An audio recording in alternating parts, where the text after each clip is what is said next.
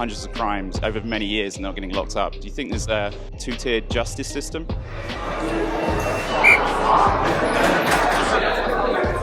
Excuse me, just wondering why you didn't pay for your ticket. Just wondering.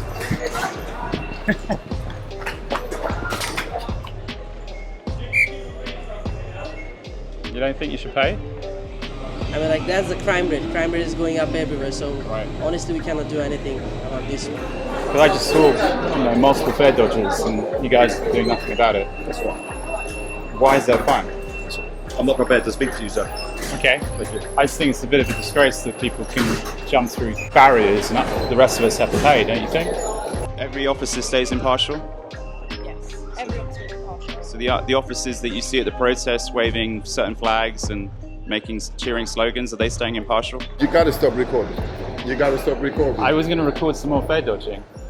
Hello and welcome to central London, a rare sight indeed. Normally you find me in an Eastern European country or covering some random protest. But today I'm focusing on London's public transport system and why it is so expensive compared to the rest of the world. Just to give you some comparisons here, I've just got a list right in front of me. London has the most expensive underground system in all of the world. Just going to wait for the fire brigade to go past. London has the most expensive underground system in the world. Some of you may call it the metro, the subway, the tube, whatever you want to call it, and compare it to your cities or cities around the world. I can tell you now, London has the most expensive public transport in the world, and it's not the best.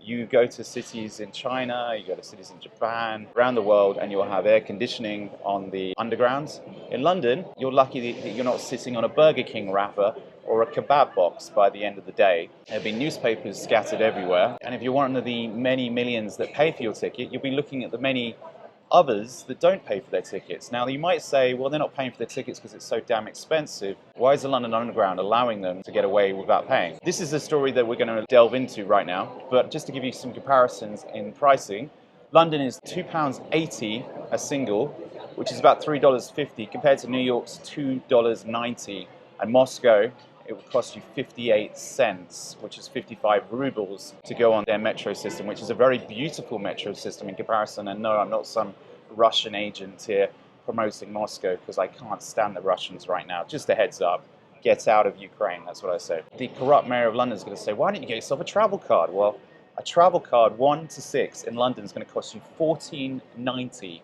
That's $18.50. New York standard, you will pay $13.50, and in Moscow, a travel card all day along the metro system, you will pay $2.40. Even in Zurich, it's $11. So that gives you a comparison that our underground system is very, very expensive, and it's a rip-off. Excuse my French, it's a rip-off. Even in Paris, what's Paris? €7.50 for a all-day travel card, or $8.10. But anyway, that's not why I'm here. I want to basically understand why so many people are able to get away with not paying for the underground, because I'm seeing it every time I travel through the underground lately. I'm seeing people jumping the barriers or smashing through the barriers.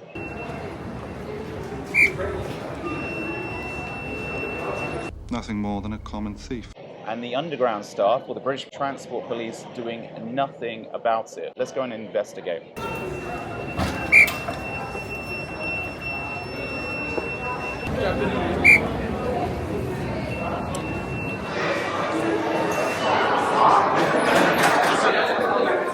Excuse me, just wondering why you didn't pay for your ticket. Just wondering.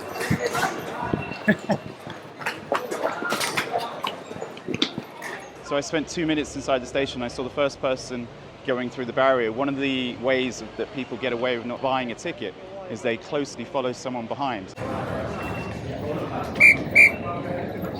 Excuse me, just wondering why you may have skipped the barriers there. Just wondering. Any of you? What's ridiculous, there were actually 3 policemen in the station when that happened. They didn't do anything. They stood there oblivious. I simply went to ask him, so why did you jump the barrier? And I didn't get it zoomed in correctly. And he ran away, thinking I was undercover police, I guess. Should we see if we can find some more?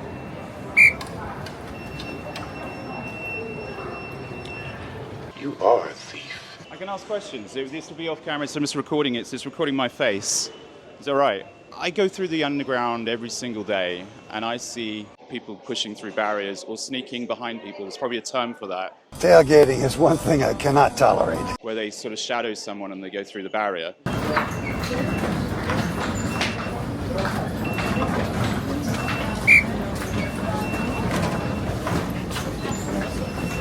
And I notice no one does anything about it. Right. Yeah, that's not a question I can answer. It's not for me to answer. It's not, okay. It's above your. I just saw it just now. There were three coppers over there. Over there. They didn't do anything when someone went through the barrier. Why is that happening? You should ask them. I will. I was just I get it from you guys first. We're not allowed to touch people. Not allowed to touch people. Not allowed to touch people, that's not. So they just keep walking and nothing happens.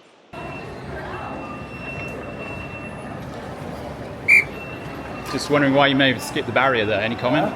Wondering why you may have skipped the barrier. Any comment? No? It's not that we have enforcement teams that work for TFL. Yeah. Our revenue teams who work for TFL. But apart from that, you'd have to speak to someone above me. I have no idea.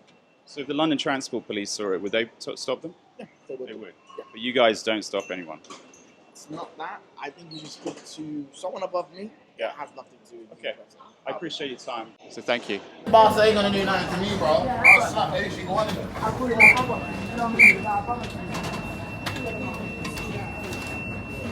Today, you are a thief. Are you trying to stop people jumping barriers today or getting free fares? No, we're just here on patrols. Just here on Yeah, patrol. we're just here on patrols. If we see someone tailgate, then we'll... Is it right to film you? I'm not I'd filming. rather you didn't, but I can't stop you. Alrighty then. How long you guys been at this?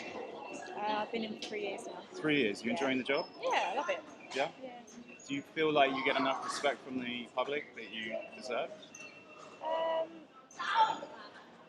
Maybe not as much as we would like, but the majority of people, yeah, I think so. Most people are nice. Yes, yeah, I'd say so, yeah. Now, I've only been here 5 minutes, and I've already seen 2 people not pay for a fare in 5 minutes. What's the consequences of that? So the offence would be fare evasion, or if they've entered from the other side as a railway bylaw of being in a compulsory ticket area without a valid ticket. Right.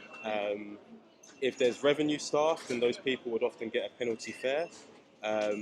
Depending on the price, it'll be more cheap if you pay it straight away, but after a certain amount of time, the price would increase.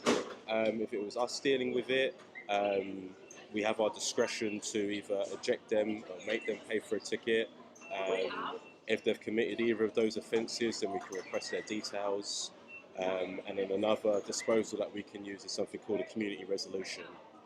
And when was the last time you dealt with someone who was fare evading? Every day. Every day? So it's an everyday thing you're dealing with someone? Working in the railway is something that we can see. Okay. What I've observed is while you guys have been standing here, that people have been hanging back, and then as soon as you go around the corner, then they come through the barriers. Oh, because there's 2 gate lines here. Yeah. Yeah. So, unfortunately, there being, the amount of us that we tend to try and stay in pairs, or at least stay in line of sight. So, unfortunately, you can't catch everyone. We've had it before. You're dealing with one person for one thing, but there's only one of you there, and you see someone else do it while you're speaking to someone else. But you just got to deal with what you can. Unfortunately, we can't catch everyone. But the people we do catch, we try to deal with fairly and firmly. So. okay. Do you think there's much of a deterrent right now? Because it seems to be more prolific than ever before, and I've been in London my whole life, so I'm now seeing it every day. Do you mean in general, like right now here? Well, not this moment in time. I haven't seen anything in the last 30 seconds, but every day I'm now seeing it, whereas I didn't used to see that. I think fare evasion has most likely always been an issue. I don't have the statistics, so I wouldn't be able to tell you exactly how much it's increased or decreased or stagnated or whatever. Well, let me tell you, it's gone up. Back in the 1950s, when my father was just a boy and London was 99% white British, fare evasion was barely a blip on the radar. People paid for their tickets because that's what you did. It was a high-trust society. People paid for things, tickets included. The underground was a symbol of progress, and people respected that. Fast forward to today, in 2024, we're living in a world where 3.9% of London Underground journeys are dodged. That is effectively, for every 100 people that we watch go through these barriers, 4 of them will be dodging a fare. That's over 130 million in lost revenue to Transport for London. Now, what's caused this? Well, that's a conversation I've probably had in a number of my videos, and I'm sure if you're subscribers to this channel, you have an inclination. But it really started unraveling in 2020 when the pandemic hit. Ticket checking ground to a halt. No one cared. People figured, why pay when no one's watching? 130 million is a huge chunk of change, although probably not to this government, as it hands out billions left, right and centre to 4- and 5-star hotels to our newly arrived guests. I see it every single day with people jumping barriers, shadowing commuters, like it's some kind of sport. And TFL, what are they doing? Well, they're scrambling to throwing out £100 fines like candy, hiring 450 revenue officers just to keep up. So yes, officer, fare evasion has gone up. We've gone from low crime, high trust, to a city where it feels like no one's paying for anything anymore. High crime, no trust. This isn't the London of yesterday, but here's the kicker, it's only getting worse.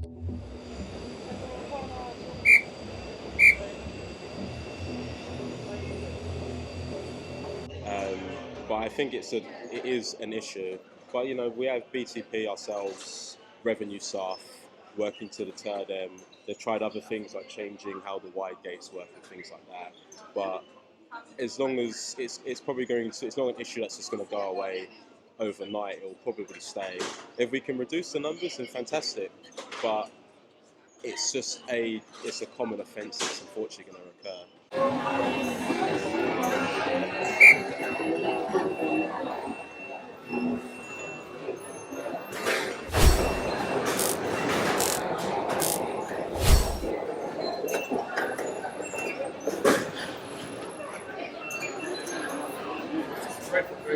Hi guys, I'm just wondering if you had a comment on fare dodgers.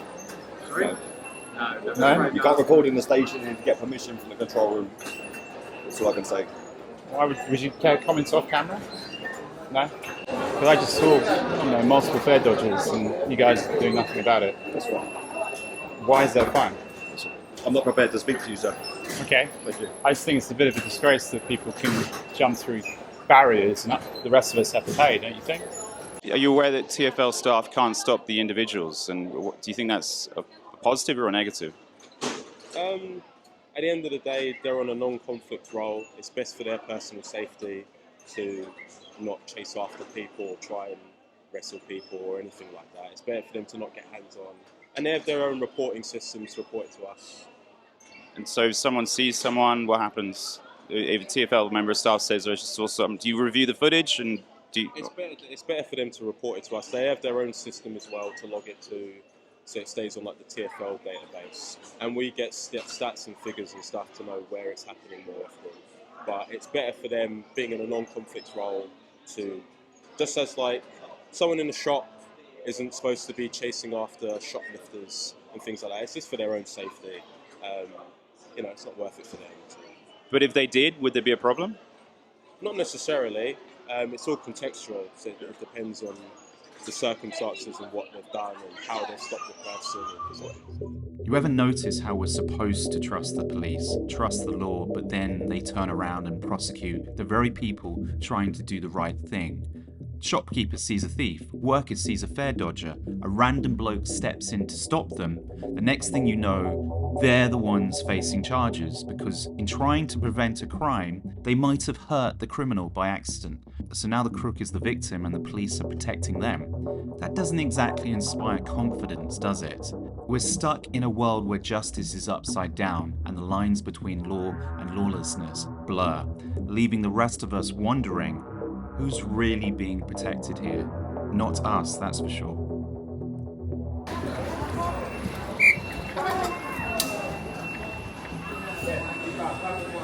They grab them, he trips up, he smashes his teeth into the ground. What's the issue? Then that might be something that would have to be investigated. But again, context is important. It just Context depends on the circumstances. Context is he's running away from the TFL staff. If they get tripped up, is that an issue? If he got tripped up by a TFL staff, It might be something that would be investigated. It'd be up to the person if they wanted to pursue anything. What, the criminal? Yeah, if they wanted to pursue anything, it's something that'd have to be looked into. But in turn, they would be investigated for the offence they committed. All the offences would be looked at. So the criminal suddenly becomes the victim? Not necessarily. If an allegation's been made, it has to be investigated. Quick pause in today's video so you can hear from today's sponsor. Today's video is sponsored by Lytmi earbuds. Lytmi earbuds, you can see me sporting them right here, aren't actually earbuds inside the ears. What they are, they rest on the ears. You see that? Rest on the ears, wrap around the ear like that. The sound remarkably can be still heard. So sporting just like that, you can shake them, they won't come off. And it's a different way of having earbuds without having the little earbuds inside your earlobes. If you like the style, if you like the earbuds, or you simply want to give them a try the link in the description. There's a little discount code there. Lytmi earbuds, thank you for sponsoring today's video. Now back to the video. TFL staff trip him up to stop him. If he made an allegation against the staff, then it'd be something that would be reviewed. But I wouldn't be able to tell you the exact outcome. Isn't he tempting fate if he's jumping the barrier, he or she?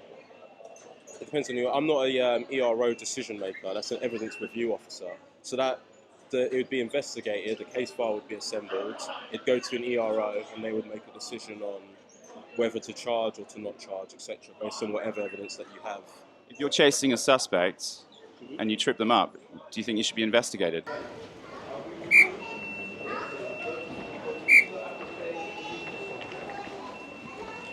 The difference between an officer chasing a suspect and a member of staff is that we have common law powers for a certain level of offences, and police have other powers that we can use to justify uses of force and things like that. So it depends on the circumstances. If someone's committed a indictable only offence, then through common law powers, a member of the public can use force to detain someone. So a member of the public does have the common law to be able to detain someone, yes? Mm-hmm. On certain offences, yeah. But such as? So if it's an indictable only offence. Such like fare dodging? No. Fare dodging, no. It's not indictable. Shoplifting? Depends on the amount that's taken. Well, they're not going to know the amount. They see them running out the shop with goods. I mean, it's a contextual thing, and certain things would be considered. Discretion is used. But again, I'm not an ERO officer, so... When you say the amount, what is the amount? I think it's about 500 quid, but I wouldn't... So someone can walk out with £490 worth of stock, no big deal? No, I wouldn't say it wasn't a big deal. Theft is theft. But if a member of the public stops them... Sorry? If a member of the public stops them, trips them up, again, the member of the public is the criminal? No, not necessarily. Again, if an allegation's made of force being used on something, it will be investigated. I wouldn't be able to tell you the exact outcome. I'm not an ERO officer. And the context of the situation and everything and the amount of evidence that you get would determine what the outcome would be. In the UK, both police and members of the public have powers under common law to pursue and arrest suspects, but there are key differences in the scope of their authority. Members of the public, sometimes called citizens or private individuals, have power under common law. The most well known is the citizen's arrest. This allows them to detain someone. Come quietly or there will be trouble. If the suspect is in the act of committing an offence, a more serious crime like theft, burglary or assault, if they've committed an offence and the person making the arrest believes it to be true, they can detain them. However, members of the public are more restricted than the police. They must have reasonable grounds to believe that an offence is occurring. They can only use reasonable force in the pursuit and detention of a suspect.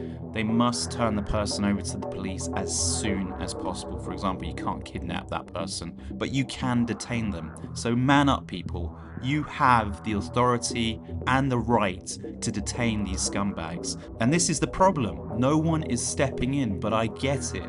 You're fearful they're going to punch you, they're going to kick you, they're going to stab you, they might even do something else. This is how we've gone from a high trust society to a low trust society because people don't do a damn thing anymore.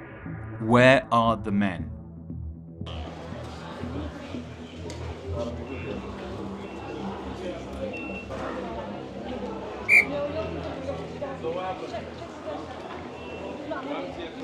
I can see you guys are working hard. 3 years in the job, both of you? 4. Do you think the law is, excuse my French, slightly fucked? Not necessarily, no. Do you think it's wrong that members of the public would get prosecuted for stopping shoplifters, or members of the public would be prosecuted for tripping up criminals? Maybe prosecuted. I haven't said for sure, for definite. I haven't given a definitive answer on whether they would or they wouldn't. I just said it'd likely be investigated if that person would want to pursue. But, you know, at the end of the day, you just got to trust in the EROs making the decisions on those lighter offences.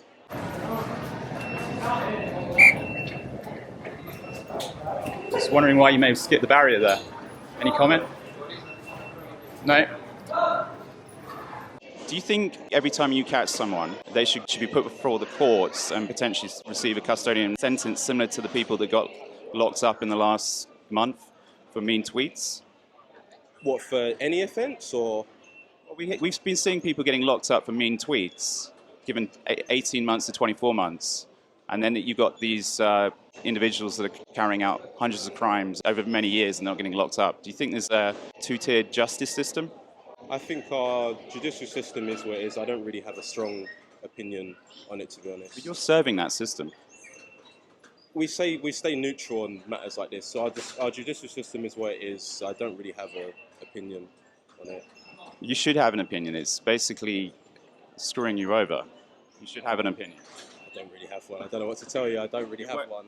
You're working hard on the streets to catch criminals, pickpocketers. There's a lot of pickpockets around here, aren't there? You're trying to catch criminals and they're not getting locked up, whereas someone sending a mean tweet is getting locked up. Do you think that's justice? I don't really have an opinion on that, I'm afraid. Do you have an opinion? We've got to stay impartial on matters like that. There's not an opinion that we can give. We just come to work and we do our job. Every officer stays impartial? Yes, every officer is impartial. So the officers that you see at the protests waving certain flags and cheering slogans, are they staying impartial? Free Palestine!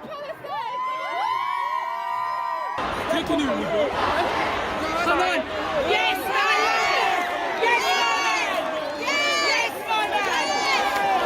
that would be something you'd have to discuss with them. But in terms of us, we're staying impartial. We don't have an opinion on the matter. I appreciate you guys are staying impartial. I appreciate that. And I apologise for putting you on the spot, but I just think these are pressing questions that members of the public are actually really interested in right now. So thank you very much, officers. And for the record, and this is for the record, I fully respect what you guys do. I just wish you had the authority to lock criminals up. That's my stance on these things. So, okay. Thank you. Take care. Thank you. Cheers.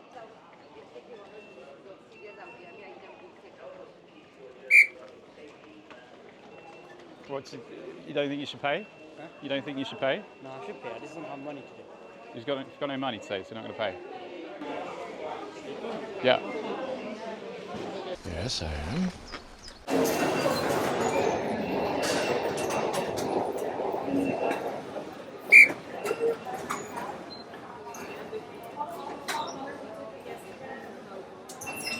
Okay, I've been stood here for 5 minutes, and only 5 minutes, and I've already seen 5 fare dodgers. I'm just wondering why your staff choose to do nothing about that. Why do the rest of us? Well, what do you think they should do? I think they should stop them. I think they should stop them, and I think they should make them pay. Why do the rest of us have to pay, whereas they seem to be, because of their possible aggressive stance, possibly because of their youthful stance, they just get away with it? An act of gross criminality and disobedience. Do you know what the roles of the staff are? Well, yeah, the roles of the staff are to manage the stations. No, the role is customer service assistants. Okay. They're meant to give assistance in customer service. I'm not prepared to speak to you, sir. So why? They're not security. So basically, none of us should be paying. Well, like I said, for those kind of information, you have to contact TFL policy. Okay. I can't give you anything on policy or procedures. You have to contact TFL policy for that.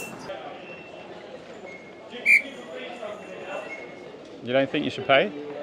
Sorry. I mean, I'm seeing this in every single station I visit. Do you think this problem has increased in recent years? That's what TFL comes to tell you. As from a citizen's perspective, do you think? No, because I'm at work. I can't give it from a citizen's perspective. I can only. Right now, I'm acting on behalf of TFL of this station. But for communications, you have to contact TFL police. Do you think the Lawless situation has evolved in the underground network? Contact TFL police. But if you were to, I can't give you personal thoughts on those. You have to come because I'm at work. Yeah, If I did, I'll give you an example. If I did anything wrong, I'm not supposed to do anything illegal, whatever, whilst I'm at work, I will get disciplined because I am at work. Yeah. I'm not going to say, oh, I just decided to be as an individual, so no one says so. You can't expect me to just clock in and clock out as and when I'm on duty. Okay. But do you think the mayor should be doing anything about this? Asking I know, I'm asking. But I keep telling you the same thing. You're a customer service assistant, no? No, I'm a customer service manager. You're the customer service manager? Yes. So managing customers. But we have a department to answer questions, and it seems you're just choosing to ignore that. No, I know. Because I've said it like 5 or 6 times. I don't think they've been. But you're just ignoring. I don't think they've been particularly helpful in. Well, I can't help you on that. If you could feed back some information to them, would you be able to do that? What sort of information? Well, would you be able to get them to reach out to me despite my repeated? I don't know what dialogue you've had with them, so who am I to tell them how to do their job? Maybe same way they can't come and tell me how to do my job. Would you? Maybe it was coming from yourself. They might call me back to say just for you specifically. Yeah. When I don't know what the policies and procedures are. No, but you're the customer service manager of Bond Street Station. Just the station. Bond Street Station, prestigious station. Yes. Oh, yes. It's a very expensive area. But yeah. The TFL comes. Yeah. That's their own department. They have a manager there. Yeah. So I'm not going to now tell them without knowing what the policies are or what the guidelines are. Tell them, oh, can you speak to this guy? No, that's way beyond my remit. But a customer has a complaint. Who do you feed that back to? No, I'll give you the website to go and make the complaint there. There's a there's a route to do the complaint. Hang on. I mean, you seem like a decent bloke. You seem like a very decent bloke. But you're kind of talking yourself out of a job here, because if I'm a customer and I'm complaining about other people not paying, whereas I have to pay, isn't that a complaint that you should be taking on board? Again, because there's a process that everyone has to follow. I can't now say because you also seem like a nice guy. Yeah. I'm just going to treat yours differently. There is a set process. I will just have to give the person, okay, this is where you go to put your complaints forward, and that's what I've just done to you. But then what you're asking me is to treat yours differently from everybody else, which I can't do. I mean, have your staff experienced aggression from people jumping barriers, or is that one of the? I mean, you literally just said you were still there for 5 minutes, and people. Yeah, that happens in London, so It's 5 in 5 minutes, I saw. Yeah, exactly, but because you've already seen it. Hey, asking me if my staff have experienced it. When you've seen it, then you know the answer. No. I'm asking, have they experienced aggression? Of course. I mean, any customer service, if you go to the airport, if you go on LOC, if you even go to the GP surgery, they have aggression down there. So, I mean, we're no different. Well, so we do get it. Here you're on the front line. You're on the front line. All frontline jobs have. As London becomes more dangerous, now you're getting political, which I am political. I'm a political commentator. Yeah, but I can't comment on that. Okay. Yeah. I mean, this is politics, so that's the reason I'm asking these questions. I understand, but then we have a department to deal with that again. Okay. Yes. All right. Well, I appreciate your time. You must. How many? Just if you were to take a ballpark figure, how many? You know I'm not going to say anything to that. Come on. All right. You know I'm not going to. But look, I'm sure you understand, because, especially with recording, for safety reasons, we usually, unless someone goes through and gets permission to record on the station, we can. That's why I was called, because we can't let people record. I'm getting record. I'm getting record right here. You know exactly why those ones are there. But also, safety reasons. Public space are legally allowed to record. A private space, not in stations, airports. There are certain places where. No, airports. I'm not allowed to record in passport controls and passport in the studios. I can record in the rest of the airport. That's perfectly acceptable. Okay. And it's the same as stations. So we can record. Well, no, not without permission. Not without permission. You have to, because I alerted your TFL that I'd be recording around the stations. Nobody ever came back to me. Sorry, so I alerted TFL that I'd be recording around the stations. And if they'd like to comment on fare dodging, they are welcome to come back to me. Okay. But just because no one has come back to you doesn't mean the rest of us that say it happens, you just keep quiet and just let it. 2 wrongs don't make a right. No, true. I would say, yeah. But I could be wearing a hidden camera and then nobody would be none the wiser. Most definitely. Yeah. I'm sure there might be in every given day there might be 20 people that are aware, but then that's different from when we literally see it happening. Yeah. We have to then come and challenge it. Yeah. Well, for everyone's safety, ours, other customers, our tenants. Just wondering if these two. I think we just saw one as well. Well, you got to stop recording. You got to stop recording. I was going to record some more fare dodging. Still, you can't record. If you can't say you're political or you're doing whatever, and then you're clearly doing, even after I've told you, you can't record. Okay. Yeah. Okay. I'll try another station then. Thank you very much. No worries. I appreciate your time.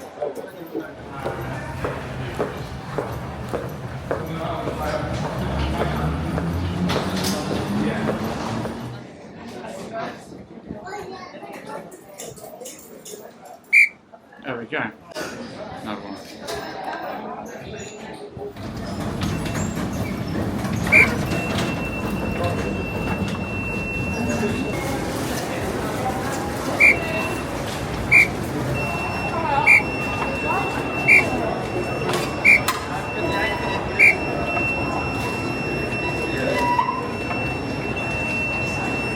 I've literally been at London Bridge Station for less than 30 seconds and we witnessed that. That is unbelievable.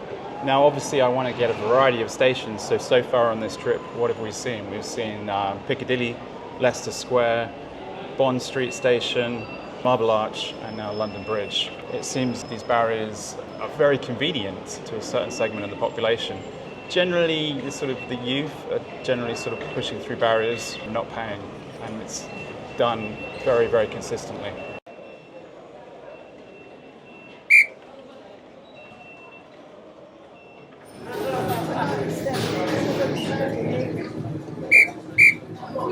I noticed you just stole that. Just wondering why you think that's acceptable. You just stole your wasabi. I was just wondering why you think that's acceptable. You just stole it though. Why is that acceptable? No comments? Oh, so gas, bro. Why do you think it's acceptable to steal wasabi?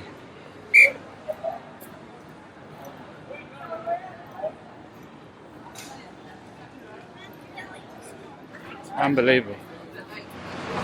They used to say New York was lawless in the 1970s. Is London becoming like New York? Everywhere you go, there seems to be crime everywhere. The youth seem to be stealing from just places like wasabi.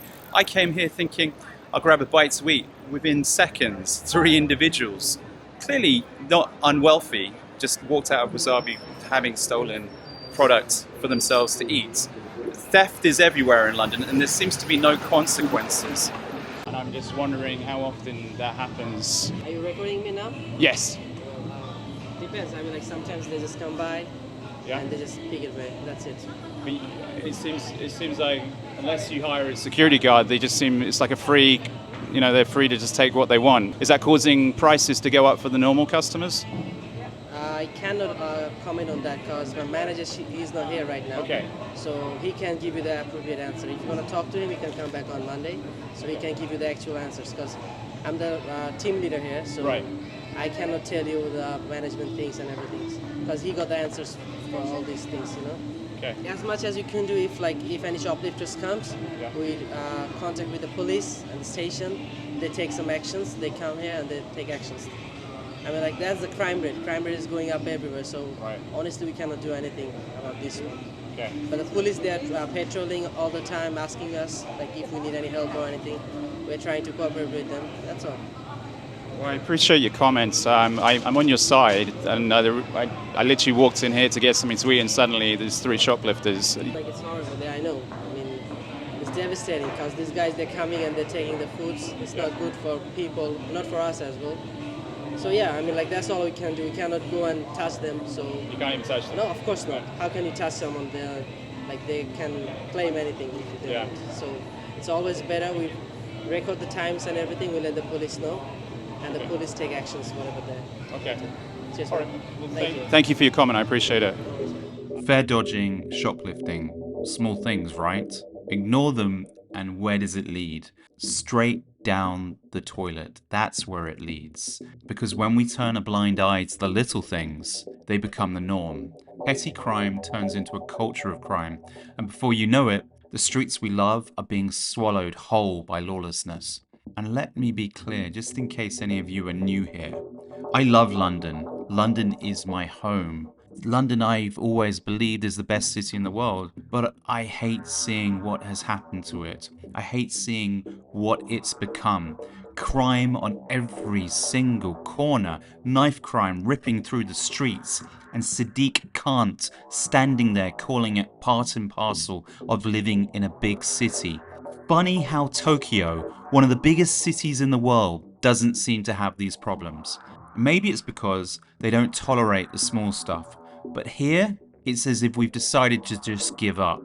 And I don't know about you, but I'm not willing to watch the city I love fall apart, not without a fight, hence the reason I make these videos. Anyway, if you enjoyed this content, click that like button, click the subscribe button, leave a comment below, and hopefully I'll see you in one of the next videos I make. In the meantime, feel free to watch any of my other videos. It's great to have you here.